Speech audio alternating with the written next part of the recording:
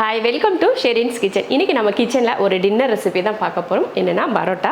நம்ம வெளியிலலாம் பரோட்டா போனோன்னா ஏதாவது நல்ல ஒரு ருசியான ஒரு சால்னா கிடச்சிதுன்னா நல்ல பரோட்டா சுட சுட சாப்பிட்ணும் அப்படின்னு யோசிப்போம் இல்லையா?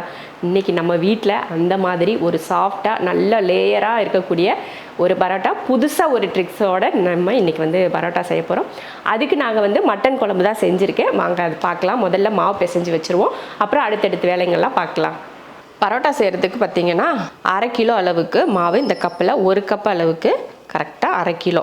இப்போ இந்த மாவுக்கு 1/2 கப் அளவுக்கு பால் சேர்த்துக்கலாம். காய்ச்சின பால் தான், கொஞ்சம் வெது வெதுப்பாக இருக்குது, அந்த பால் தான் சேர்த்துருக்கேன். அது கூட 1 ஸ்பூன் அளவுக்கு சர்க்கரை. பரோட்டா செஞ்சோம்னா கொஞ்சம் சர்க்கரை சேர்த்துக்கிட்டோம்னா அந்த கலர் ரொம்ப நல்லா வரும். அதனால் கொஞ்சம் சர்க்கரை சேர்த்துட்டு அது கூடவே கொஞ்சம் உப்பையும் சேர்த்துடலாம். இப்போ கலந்துடுவோம். ரொம்ப சூடாக இருக்கக்கூடாது பால், லைட்டாக காய்ச்சின பாலில் கொஞ்சம் வெது வெதுப்பாக இருந்தால் ஓகே. அந்த மாதிரி கலந்துக்கலாம். ஒரு 1/2 கப் அளவுக்கு பால் சேர்த்துக்கோங்க. அதுக்கப்புறமா தேவைப்பட்டால் நீங்கள் தண்ணி சேர்த்து பிணைஞ்சிக்கலாம். உங்கள் மாவு நீங்கள் எப்படி பிசைகிறீங்களோ அதை பொறுத்து தண்ணி கொஞ்சம் அதிகம் கம்மி நீங்கள் பார்த்து சேர்த்துக்கோங்க. பிசைகிறப்பயே உங்களுக்கு ஒரு பக்குவம் தெரியும். இந்த பக்குவத்துக்கு நம்ம தண்ணி கொஞ்சம் சேர்க்கணும் அப்படிங்கிற மாதிரி இருந்துச்சுன்னா கொஞ்சம் தண்ணி சேர்த்துக்கோங்க. சரியா? பாருங்கள், இந்த பாருங்கள் கரெக்டான ஒரு பக்குவத்துக்கு வந்துருச்சு. மாவு நல்லா தண்ணி மாவெல்லாம் ஒன்று சேர பிசைஞ்சாச்சு. இப்போ நம்ம எண்ணெய் ஊற்றிக்கலாம். தேங்காய் எண்ணெய் ஊற்றுறேன் நான். நல்லா ஒரு 2 ஸ்பூன் அளவுக்கு தேங்காய் எண்ணெய், இந்த மாதிரி 2 ஸ்பூன் அளவுக்கு தேங்காய் எண்ணெயை ஊற்றி நல்லா பிசைஞ்சிடலாம். நல்லா இப்படி பிடிச்சிட்டு நல்லா ஒரு 10 நிமிஷத்துக்கிட்ட இந்த மாதிரி நல்லா இப்படி இழுத்து இழுத்து மாவு பிசைஞ்சிங்கன்னா ஒன்றோட ஒன்று அந்த மாவு அப்படியே சேர்ந்து ஒன்றா இருக்கும். தனித்தனியாக தெரியும், ஆனால் இந்த மாதிரி பிசைஞ்சிங்கன்னா அப்படியே ஒன்றோட ஒன்று. இங்கே பாருங்கள் எப்படி சாஃப்டாக இருக்குது பாருங்கள். இந்த மாதிரி சாஃப்டாக இருக்கும். அவ்வளோதான். பாருங்கள், சூப்பராக மாவு பிசைஞ்சாச்சு. நல்லா வெண்ணெய் மாதிரி இருக்குது. சொன்னீங்கன்னா பட்டர் இருக்குல்ல, நம்ம பட்டர் எடுப்போம் பார்த்திங்களா, அந்த மாதிரி இங்கே கொழு கொழு கொழு கொழுன்னு இருக்குது. அதனால் நல்லா இழுத்து இழுத்து பிசைஞ்சிங்கன்னா ஒரு 10 நிமிஷத்தில் சூப்பராக மாவு சாஃப்டாயிரும். அதுக்கப்புறமா இதுக்கு மேலே கொஞ்சம் எண்ணெயை தேய்ச்சிருவோம். நான் எல்லாத்துக்குமே பரோட்டாவுக்கு தேங்காய் எண்ணெய் தான் யூஸ் பண்ணுவேன். அப்போ அந்த டேஸ்ட்டு நம்ம கேரளாவில் சாப்பிட்ட மாதிரி சூப்பராக இருக்கும். நல்லா சர்க்கரையெல்லாம் வேறு சேர்த்துருக்குமா, அந்த இனிப்பு எல்லாம் பார்க்குறப்போ சூப்பர் டேஸ்ட்டில் இருக்கும். இப்போ மூடி வச்சிடலாம். அப்படியே ஒரு மூடியை போட்டு மூடி ஒரு 1/2 மணி நேரத்துக்கு அப்படியே விட்டுருவோம். அதுக்கப்புறமா எடுத்து பரோட்டா போடுவோம். மாவு பார்த்திங்கன்னா 1/2 மணி நேரமாக நல்லா ஊறிடுச்சு. அதுக்கு முன்னாடி பார்த்திங்கன்னா ஒரு குட்டி பவுலில் ஒரு 2 ஸ்பூன் அளவுக்கு மைதா மாவு போட்டு அதுக்குள்ளே கொஞ்சம் அது பேஸ்ட் போல் கலக்கிறதுக்கு கொஞ்சம் எண்ணெய் ஊற்றி கலந்து தனியாக எடுத்து வச்சிடலாம். 1/2 மணி நேரம் ஊற வச்சதுக்கு அப்புறமா மறுபடியும் எடுத்து ஒரு தடவை நல்லா மாவை பிசைஞ்சு நல்லா பஞ்சு போல் வந்துடும். அந்த மாதிரி பிசைஞ்சு எடுத்து வச்சுட்டு சின்ன சின்ன உருண்டையாக போட்டு எடுத்துக்கலாம்.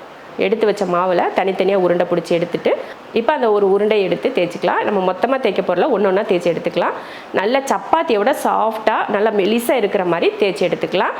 அதுக்கப்புறமா நம்ம கலந்து வச்சுருக்கோம் இல்லையா அந்த பேஸ்ட்டு, அதை எடுத்து அந்த சப்பாத்திக்கு மேலே நல்லா தடவி விடணும். தடவி விட்டதுக்கப்புறமா ஒரு கத்தியோ ஒரு ஸ்பூனோ ஒன்று எடுத்துக்கோங்க. நல்லா கீரல் போட்டுக்கோங்க. இந்த மாதிரி நல்ல 4-5 சுற்றி உங்களுக்கு எத்தனை கீரல், ஒரு 5-6 கீரல் இந்த மாதிரி போட்டு நடுவில் மட்டும் கீரல் போடாமல் சுற்றி மட்டும் கீரல் போட்டு எடுத்துக்கிட்டு இது ஒன்றுக்கு மேலே ஒன்று இந்த மாதிரி மடித்து எடுத்து மறுபடியும் அதை ஒரு உருண்டை பிடிச்சி அப்படியே மாவு போட்டு தேய்ச்சி சப்பாத்தி அளவுக்கு தேய்ச்சி நல்லா அது ரொம்ப மெலிசாக தேய்க்க தேவையில்லை. நம்ம சப்பாத்தியெல்லாம் நம்ம பரோட்டா சைஸ்லாம் எப்படி இருக்குன்னு பார்த்துக்கோங்க. இந்த மாதிரி கொஞ்சமாவது கொஞ்சம் கொஞ்சமாவது கொஞ்சம் தடியாக இருக்கிற மாதிரி தேய்ச்சி எடுத்துட்டு அதை நம்ம தோசைக்கல்லையோ இல்லை பேன்லேயோ போட்டு பொரிச்சு எடுத்துக்கலாம். நான் பேனில் தான் செய்கிறேன்னா அதனால் தேங்காய் எண்ணெய் ஸ்ப்ரே பண்ணி விட்டுட்டு அதுக்கு மேலே மாவு வச்சு 2 பக்கம் திருப்பி போட்டோம்னா நல்லா அப்படியே புஷ்ஷுன்னு உப்பி வரும் பாருங்கள். அதுலேயே நமக்கு தெரியும் அருமையாக லேயர் வரும்னு. இதை ஒன்று சாப்பிட்டாலே நமக்கு போதும், அவ்வளோ சூப்பராக இருக்கும். நல்லா பாருங்கள், அப்படியே சப்பாத்தி மாதிரி அப்படியே எலும்பி புசுன்னு எலும்பி வருது பாருங்கள். சூப்பராக வரும். இந்த மாதிரி அடுப்பை கொஞ்சம் மீடியம் ஃப்ளேமில் வச்சுட்டு அப்படியே வேக வச்சு எடுத்துக்கோங்க. பாருங்கள், நல்ல கலர் மாதிரி அருமையாக வெந்துருச்சு. நமக்கே பார்க்குறப்பவே தெரியும் நல்லா அந்த மாவு வெள்ளையாக இல்லாமல் நல்லா அந்த கலர் மாதிரி வந்துருந்துச்சுனாலே நல்லா வெந்திருக்கும். 2 பக்கமும் நல்லா கோல்டன் கலர் ஆகிட்டு இந்த லேயர் பாருங்கள் அப்படி பிரிஞ்சு வருது பாருங்க. சூப்பராக வந்துருச்சு. அவ்வளோதான், நம்ம எடுத்துருவோம். இதே போல் மீதி இருக்கிற பரோட்டாவையும் போட்டு எடுத்துக்கலாம். இங்கே பாருங்கள் அப்படியே லேயர் எப்படி வந்திருக்குன்னு, மொறுன்னு நல்லா மேலையெல்லாம் மொறுமொறணும், அடியில் அப்படியே சாஃப்டாக வந்திருக்கு. இதுக்கு நான் மட்டன் சால்னா வச்சுருக்கேன். சூப்பராக ஊற்றி சூப்பராக சாப்பிட்றோம்.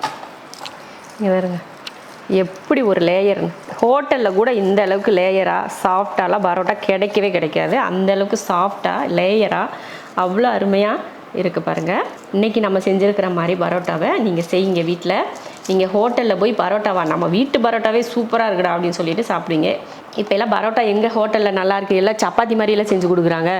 அதனால் நம்மளே வீட்டில் செஞ்சுக்கலாம். இங்கே ஒரு ஆள் நான் பிணையான்னு வாயை காட்டிட்டு நிற்கிது, அதனால் அது கூட்டி விட்டுறேன். அப்படி சூப்பராக இதே போல் நீங்களும் செஞ்சு பார்த்துட்டு எப்படி இருக்குன்னு சொல்லிவிட்டு கமெண்ட்டில் சொல்லுங்கள்.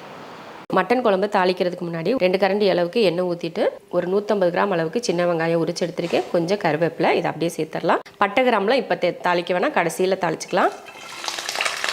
வெங்காயத்தை நல்லா சாஃப்டாக வதக்கிடுவோம். வெங்காயம் நல்லா சாஃப்டாக இந்த மாதிரி வதங்கினதுக்கப்புறமா ஒரு தக்காளி சேர்த்துடலாம். வெங்காயமும் தக்காளியும் ஓரளவுக்கு நல்லா வதங்கினதுக்கப்புறமா இந்த டைமில் நம்ம மட்டன் சேர்த்துக்கலாம். நான் வந்து 1/2 கிலோ மட்டன் க்ளீன் பண்ணி எடுத்திருக்கேன். இப்போ அதை போட்டுடலாம். கூடவே கொஞ்சம் மஞ்சள் தூள் சேர்த்துருவோம். அடுத்து உப்பு. இப்போ இதை நல்லா வதக்கி விடுவோம்.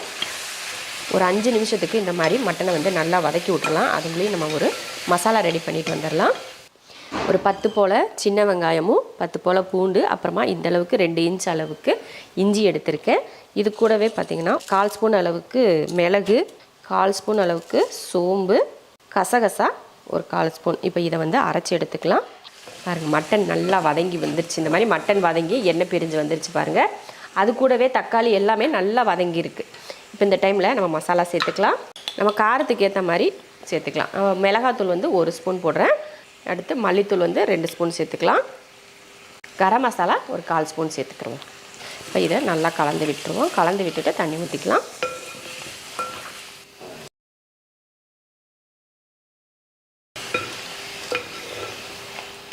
தண்ணி ஊற்றினதுக்கப்புறமா இப்போ நம்ம மசாலா ரெடி பண்ணோம் இல்லையா, அந்த மசாலாவையும் இது கூடயே சேர்த்துடலாம்.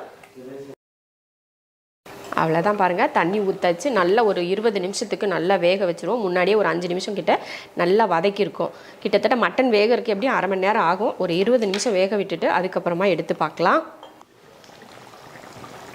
நல்லா பார்த்துக்கோங்க, நம்ம ஊற்றின தண்ணியெல்லாம் நல்லா வற்றி இங்கே பாருங்கள் ஒரு பக்குவத்துக்கு வந்துருச்சு பாருங்கள். இந்த மாதிரி பக்குவத்துக்கு வந்ததுக்கப்புறமா கறி வெந்துருச்சான்னு பாருங்கள். நல்லா ஒரு 3/4 பக்குவத்துக்கு கறி வந்து நல்லா வெந்து வந்திருக்கும். அந்த டைமில் நம்ம ஒரு துண்டு தேங்காய் அரைச்சி அதில் சேர்த்துக்கலாம்.